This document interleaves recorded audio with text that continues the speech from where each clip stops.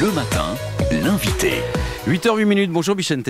Bonjour Jean-Claude. Le ministre de l'Agriculture, Didier Guillaume, participe au débat national lancé par Emmanuel Macron avec les lycéens du lycée agricole privé Armand David d'Asparin ce matin. Il est également l'invité France Bleu Pays Basque jusqu'à 8h22.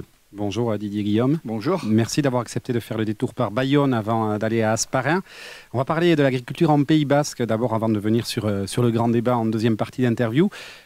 Vous connaissez bien ce territoire. Le Pays Basque a fait le choix des signes de qualité. Il y en a 4. Il y a la Opeoso Irati, le piment d'Espelette, le porc Quintoa et l'Iroulegui, le vin d'Iroulegui. C'est des signes de qualité. Il y a aussi beaucoup de collectivités locales qui choisissent les circuits courts. Est-ce que ce mode d'agriculture, ça va à l'encontre de la politique nationale ? Mais bien sûr que non. Au contraire, c'est une agriculture qui est en avance. Et le Pays Basque a une agriculture qui est en avance. Il ne faut pas opposer les agricultures, parce qu'elles sont diverses. L'agriculture conventionnelle, les cultures de grands champs, ici dans la région, le maïs, les céréales, c'est une chose. Mais en même temps, ce que demandent nos concitoyens, c'est une agriculture de qualité, des produits de qualité et une montée en gamme de ces produits. Et ici, je constate, moi, tous les jours, que le Pays Basque est en avance sur les produits que vous avez évoqués et globalement est en avance sur beaucoup de choses. Donc l'agriculture de conservation, l'agriculture de proximité, l'agriculture paysanne, l'agriculture familiale, l'agriculture des circuits courts, tout cela, c'est ce qui fait la force de notre pays, c'est la diversité de notre agriculture. C'est aussi une agriculture qui dit qu'elle n'a pas toujours les aides qu'elle mériterait. On entendait les représentants de LB dans le journal de 7 heures qui disaient oui, mais les aides vont aux gros agriculteurs, pas forcément à la petite agriculture de montagne qu'on défend nous. Non, les aides vont. Il y a des règles européennes, des règles nationales. Les aides vont à ceux qui en ont besoin beaucoup. Alors, bien sûr, il y a le débat sur doit-on aider des grandes exploitations agricoles sur de grands hectares ou la petite agriculture. Moi, je pense vraiment qu'il ne faut pas opposer les deux. D'abord parce que l'agriculture française est une activité économique qui a une balance du commerce extérieur positive. Plus 6 milliards d'euros d'exportation de produits agricoles. C'est exceptionnel et il faut le dire. Donc on a besoin de cette grande agriculture qui exporte, que ce soit les produits de la viticulture, que ce soit les céréales. Mais on a aussi besoin de l'autre agriculture, l'agriculture de proximité, de circuits courts. Donc elle est aussi aidée avec les aides qui sont données pour les handicaps naturels, pour certaines zones. Je crois qu'il ne faut pas opposer les deux. Notre agriculture gagnera si elle gagne ensemble. Le conventionnel, le bio, les circuits courts. Il ne faut pas les opposer. Dans quelques jours, vous allez proclamer les résultats officiels dans les chambres d'agriculture départementales.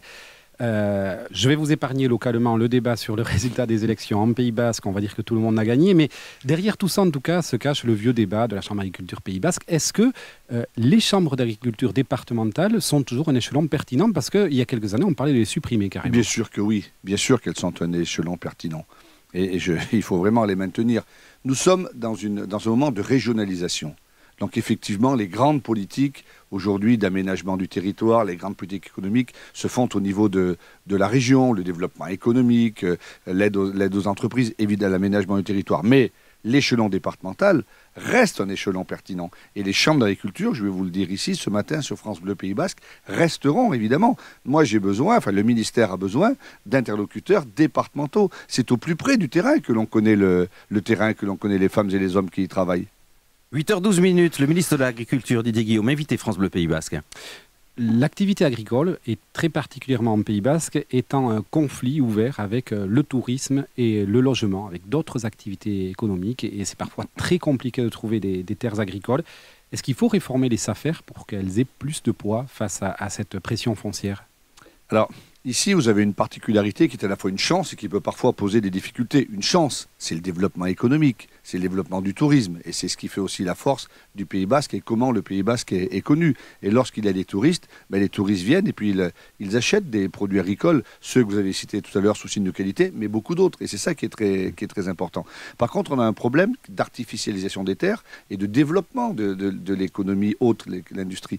Donc là encore, il faut essayer de trouver la meilleure répartition. C'est la raison pour laquelle, à partir du printemps, je vais lancer une grande réflexion sur le foncier. Et en fin d'année, je présenterai un texte de loi sur le foncier, pas qu'au Pays Basque, en France, oui. Mais le Pays Basque en fera partie évidemment, pour faire en sorte que la cohabitation se passe le mieux possible, que nous puissions assurer des terres. L'artificialisation va beaucoup trop loin. Mais le point essentiel, c'est la transmission des exploitations agricoles et c'est l'installation des jeunes. Or, aujourd'hui, nous sommes en difficulté sur ce sujet. Donc moi, je veux absolument, la jeunesse, c'est l'avenir. Tout à l'heure, je vais aller rencontrer des jeunes à Hasparren. Il faut que les jeunes puissent s'installer. C'est pour ça qu'il y aura besoin d'une loi foncière qui sera préparée dans l'année. On est l'un, voire le département où les jeunes s'installent le plus, où il y a beaucoup de transmission, mais visiblement, ça ne suffit pas, même ici. Vous avez des pistes sur la loi que vous annoncez pour dans quelques mois des quotas, des protections, j'ai des aides. pistes, mais si vous le permettez, je ne peux pas vous les donner là, parce que on est en pleine concertation avec la Fédération nationale des SAFER, en pleine discussion avec les parlementaires, avec les JA. Donc non. Moi, ce que je veux vous dire ici, c'est que vous avez la chance d'être dans un territoire, nous sommes dans un territoire qui est riche. Il est d'abord riche de sa culture, de son patrimoine, de ses traditions et de ses femmes et ses hommes.